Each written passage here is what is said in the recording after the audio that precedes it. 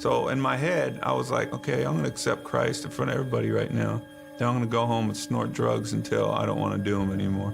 And that was my way of thinking. So I received Christ at the church. I went home, neglected my daughter and put her in front of the TV. I remember I grabbed a $100 bill. I always used a $100 bill for some reason, pride or something.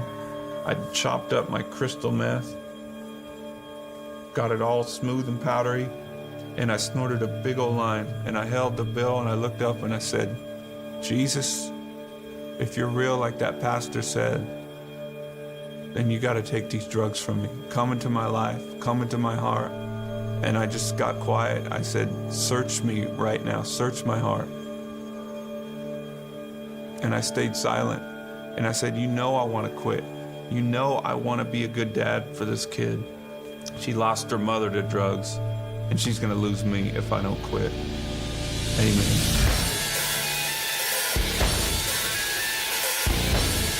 There's a high when you go on stage and you see all these people like just loving your music and loving you and stuff, and there's these girls and all these people going worshiping me. When you see all those people just going nuts for you, it's like, you know, it puffs you up inside. You're like, you know, I'm important.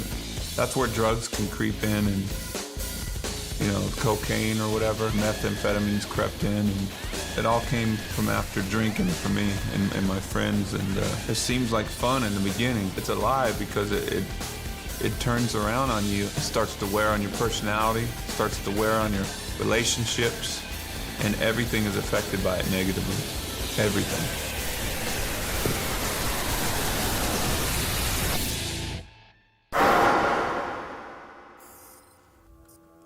There was a few times where life seemed good. My daughter, Janaea, she came into the world, and I was like, it was just such a euphoric feeling.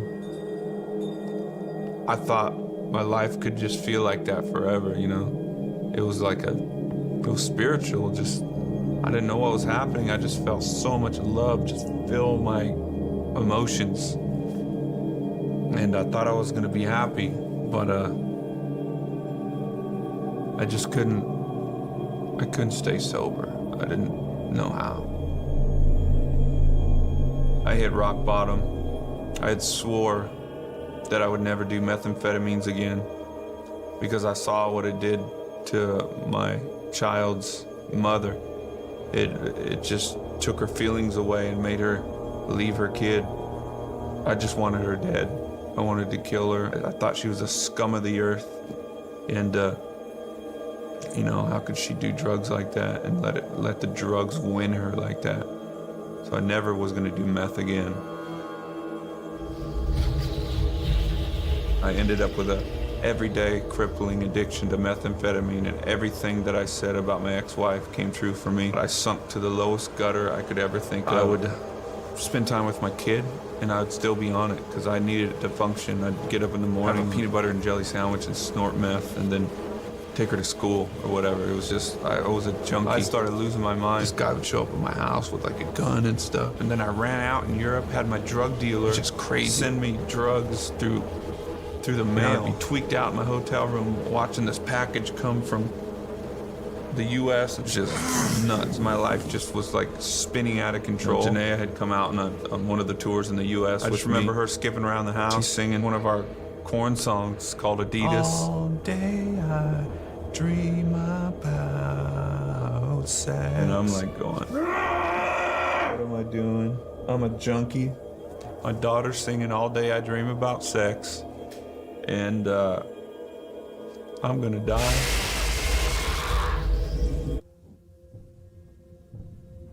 Father? My real estate broker, Eric, he said, Brian, I don't mean to be weird with you, and I hope you don't take this the wrong way, but I felt the scripture like jump out at me. I've never done this before, you know, so I don't really know how to do this, but I felt like this would mean something to you. It's Matthew 11:28. Come to me, all who are weary and burdened, and I will give you rest. I remember all tweaked out. I looked up in the dictionary, weary. I looked up burdened, and I pulled the scripture apart and I was like, oh, I'm weary and burdened and I need rest for my soul. And I didn't know if it was real, but they invited me to church a couple weeks later, and I had received Christ at the church. I went home, neglected my daughter, got it all smooth and powdery. Jesus, you got to take these drugs from me. Search me right now. Search my heart.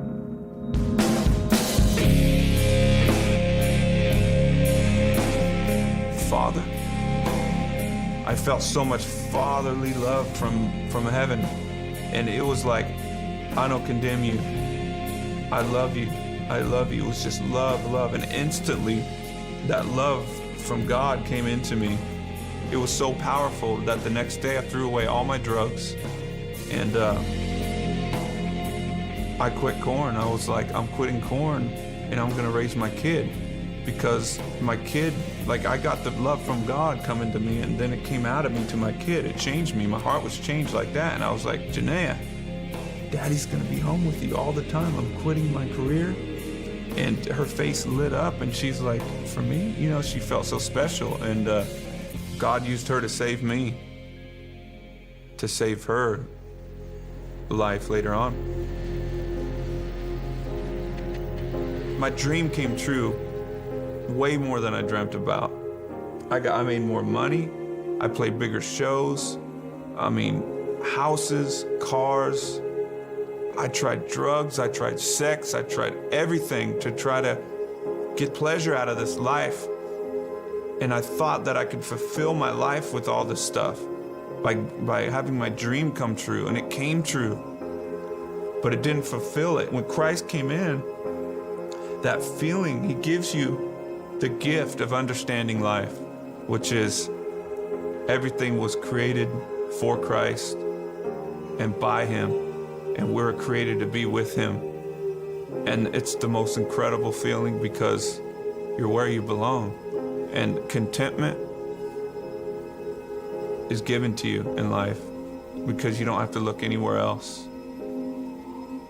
And you're exactly where you need to be. And the question about life is answered. I'm Brian Welch, and I am second.